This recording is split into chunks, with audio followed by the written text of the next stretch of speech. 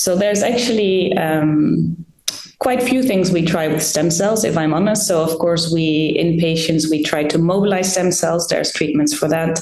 We try to make them differentiate in certain lineages when there's cytopenia. So these are kind of mostly cytokine-driven treatments that are quite successful. When it comes to enhancing function of stem cells, in vivo or ex vivo, there's not so much work being done outside of kind of the cord blood expansion field.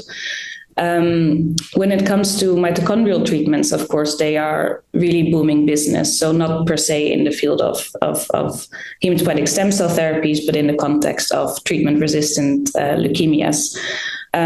So hopefully this work can kind of bridge that gap a little bit. There are the mitoquinol itself is freely available and also used in numerous clinical trials. These are mostly focused on neurodegenerative disorders or cardiac or skeletal muscle disorders. Not a huge amount of those trials are in hematopoiesis yet.